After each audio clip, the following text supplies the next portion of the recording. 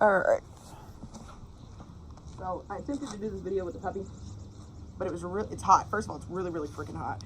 But it was too hard to try to stack him and talk because he's not doing what I'm trying to tell you how you should do stuff. So I'm gonna stack her so I can explain things to you, and then I can get a puppy in, just show you. That way I don't have to sit and try to talk, because that was the part I was trying to talk and correct him, and so that way I could explain to you and not have to worry about that part when I go to stack the puppy. But that, and it's hot, so me trying to wrestle him, talk, and correct and do all that, I'm sweating like hell. So this is Star. She hasn't shown in a really long time, but she is pretty easy. Come.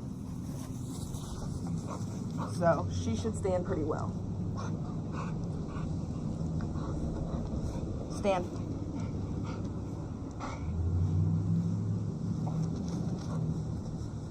Right here. Watch.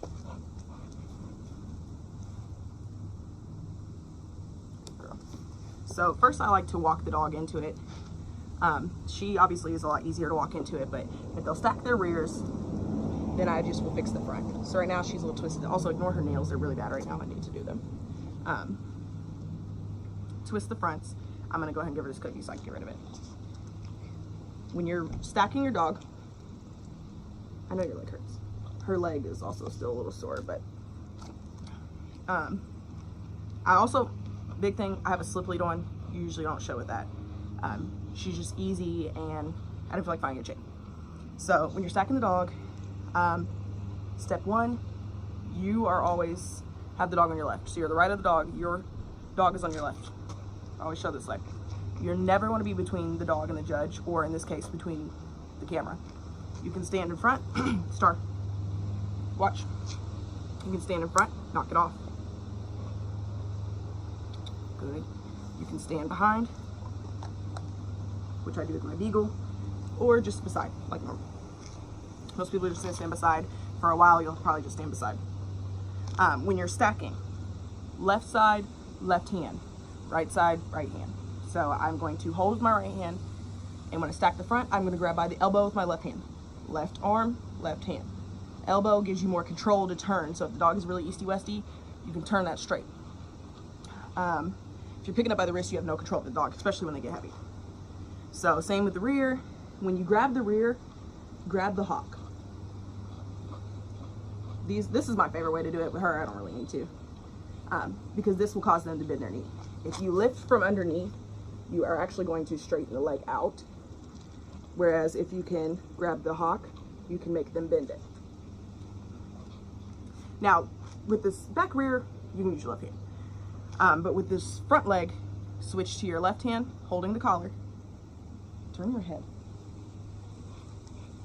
Right hand, right elbow, stack. I know, you're almost done already, I swear. The rear, you want to make sure these hocks are straight. How close and how far is going to depend on your dog's angulation, which I can talk about later, but if the dog is over-angulated, you're more than likely stand.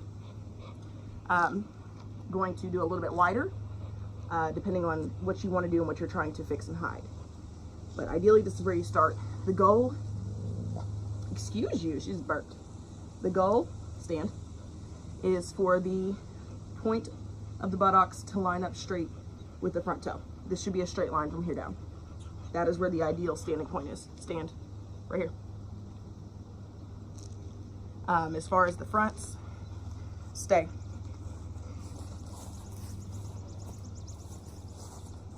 As far as the fronts, you want the elbow to be right underneath the withers.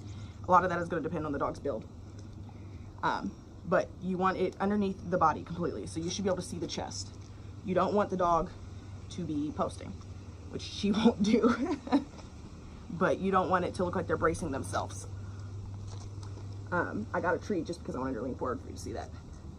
If your dog has a bad top line, you're going to extend out the rear a little further, a little further. If your dog is over-angulated and you're trying to fix the top line, you'll put them in the correct position. So line that up, and you'll widen them just a little bit in the back. Good girl. Different things, let's think. So if your dog is posting, stand. If your dog is posting, I should know that she's neat.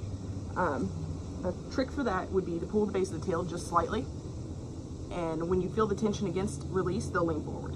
The other thing you can do if your dog doesn't like the tail stand is find the prosternum and just gently push against it too. Again, same concept, they'll fight against you and do the opposite of what you want. Just do it slowly and gently. Leaning side to side, if your dog is leaning towards you, you can gently pull the skin until you feel them resisting, and they'll lean opposite. Same thing the other side. And you can kind of see her moving, but over top you'll be able to see that a lot better. Good girl. Always, always, always keep the leash at the top of the head. You'll have more control over the dog that way. Come. I see them too. Flats. Flats. With showing the bite, which I'm laying her down because it's really, really hot. Take your chain, tighten it underneath. Take the loop of the chain and tighten it underneath. You want to put your ring and your middle finger underneath it to support the jaw. From the sides, lift from the sides, and use your thumb to pull down that bottom lip. Do not do that.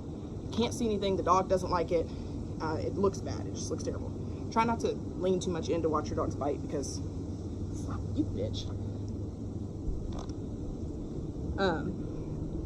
That makes it hard for the judge to see. With ABKC, I'll stand her in the grass so I can show you. Come. ABKC versus UKC. Make it right here. When you're stacking the fronts in ABKC, you're going to stack wider and create a wider front. They just like to see that from the front. They don't really care if the dog elbows or not. So that will be a big difference in the two registries if you show ABKC or BRC. As far as UKC, tuck that elbow right up against the body if you can. They don't want to see any spacing here. They don't want to see the elbowing. Even if your dog doesn't actually elbow, they just lack chest. As far as movement, it'll look a lot better if you can tuck it right underneath. When your dog eventually learns to stand, what I like to start doing, I like to start throwing the bait so that I can do that because I didn't actually throw anything. Yes. So that I add in. The first few times I throw it and release really quickly. I mean, I throw it, they look, okay, we chase it down. And then I add like a second, 2 seconds, 3 seconds. And then I start fake throwing and rewarding. So like I just did. I faked through, she looked, I rewarded her. So that comes out really handy when you don't have bait in the ring. You get your dog stacked, and then as soon as the judge turns and looks, you pretend to throw, because you can't throw bait anyway. You pretend to throw, they're gonna look, boom, you have your look. Because not a lot of dogs want to cooperate when they don't actually have any reward. See, what else can we think of? I think that's the main thing, just to start off with. And then I'll do a quick video, should only be like a minute or two, where I stack a puppy. I might use one of the oldies, I haven't decided which puppy yet. Because the one boy that I want to use is really filthy and I don't really want to touch him. But hopefully that'll help. If you have questions, I can try to address it. Sorry, but I can try to address that again. But I'm trying to hurry up because it's really, really hot. Start. Come.